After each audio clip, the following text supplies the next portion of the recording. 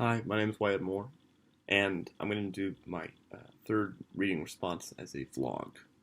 The two readings that I wanted to um, compare are the Daniels chapter 2 and chapter 4. I think there you can't really. Chapter 2 talks a lot about what a writing to learn strategy is. Chapters 3, 4, and 5 all talk about different writing strategies to use, and I really liked the strategies used in Chapter 4, so that's why I wanted to compare those two.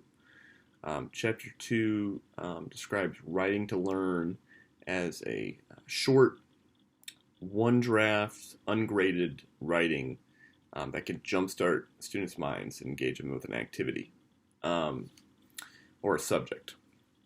And I think that's and it compares it to professional writing, which we do a lot of in college, which is like well polished, multiple drafts, um, comparing, contrasting different ideas. Um, I really think that running to learn strategies could be more effective, and I wish we did them more in like a college-based setting. We do them a lot in this class, but not others. Um, the importance of I think to highlight the importance of the ungraded portion of WTL, um, because when students are in grading mindset and they know that the writing that they're doing is going to be graded, they're going to put on the paper what they want, what they think the teacher wants to hear, not what they actually are thinking. And that's a disconnect that I think a lot of different activities and writings have, but especially paper-based writing. So the importance of writing to learn strategies are that they are ungraded, so that students have the ability to put what is truly what they're thinking in that regard. Some of the strategies talked about in chapter 4, one of them is a write around. I think write arounds could be used for professional or WTL. When you have students looking at each other's writing, the critique and that comes from that is genuine, and you're able to pick up things that somebody might have not, like the teacher might have not picked up on the first time. It's the student's opinion is important, not just the teacher's, and it gives less work to the teachers on the first round of drafts so that people catch things before they're handed in as like a second draft or a third draft to the teacher itself. I personally had really great experience with this writing strategy, and I think it's really helpful to have students look at each other's work and critique it, because they learn how to critique one, and they also the social aspect of it is that everyone wants to get better. Everyone's working to get better at their writing, and it's not just facilitated between the teacher and student uh, relationship. The second writing to learn strategy that I wanted to talk about was brainstorming. So these are just putting lists of ideas associated with a subject down. The example I think they used in the chapter was like write all the words that are associated with that are associated with Iraq, I think, and the list could look like oil, Osama bin Laden, politics, war. Like those things are words that are associated with in our minds with that country. Um, and the importance of that is that it sparks discussion about why those words are associated with that country. Um, what are the political socioeconomic status of people there? Why did we go to war at this time? Osama bin Laden, things like that. They spark a larger um, conversation about a subject that instead of hitting the points of it that a teacher might make in a PowerPoint slide or something like that, these ideas are already ingrained in the student's mind. We're just picking them out and then talking about them and finding the connection between them. The students are basically creating the curriculum by themselves before we've even said anything to them. It's also great, I think, to spark ideas that might not even be prevalent before we are thinking about this. Like,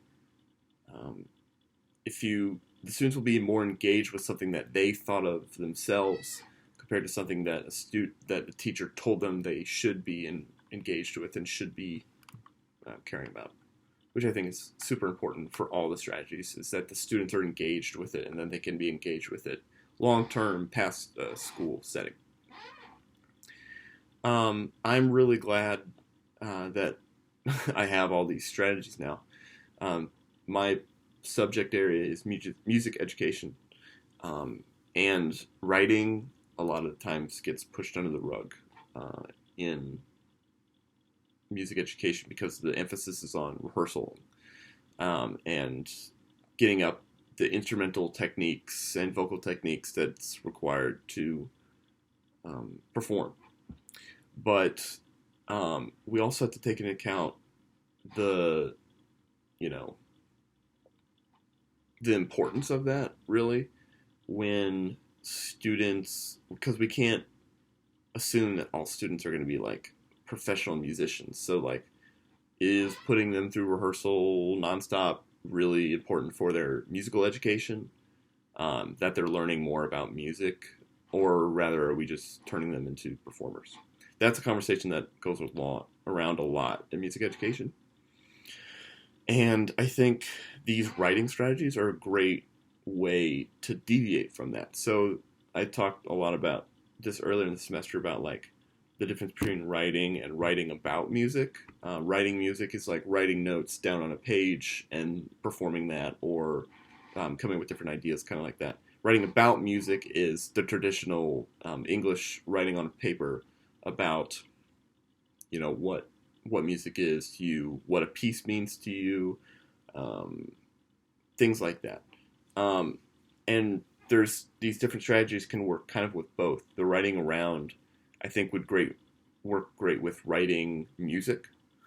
When we're writing music, we miss things. We write too many beats in a measure, or our ideas don't make harmonic sense. I think if students are writing more short passages, then they'll be more enthused to write outside of class or write larger pieces of music. And passing those ideas around is kind of cool. Students be like, oh, that's really cool. I kind of want to play that on my instrument. Or, oh, these two, like, we almost have the same rhythm in this measure, or something like that. Those kind of connections are really cool and important for students to have, to be able to think of their writing on a different level. Brainstorming, I think, would work great with writing about music.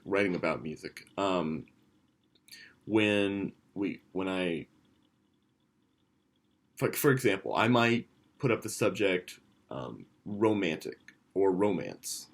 What comes to your mind when you think about romance? Students might put love or emotion or something silly. I know middle schoolers or something like that would put something silly with romance. But then I could make connections like expression. Okay, expression was a very important feature of the romantic period of music, which is this.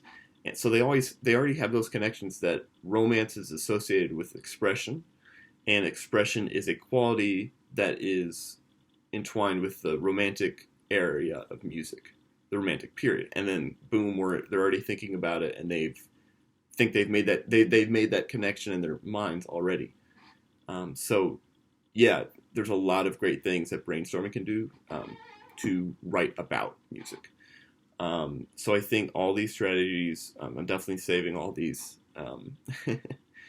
all these strategies in a PDF, and I think they're going to be great for intertwining more intricate activities in my classroom that are not just rehearsing the same music over and over again. So, yeah, that's my vlog for the week. Thank you.